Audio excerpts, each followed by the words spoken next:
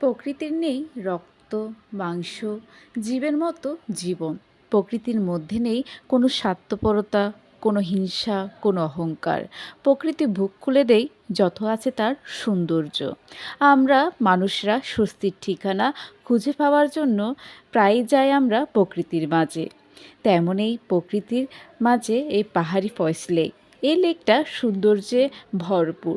সবুজ জল, সবুজ পাহাড় আর বোটে করে এই ভ্রমণ করতে মনে জাগে প্রশান্তি আর প্রশান্তি।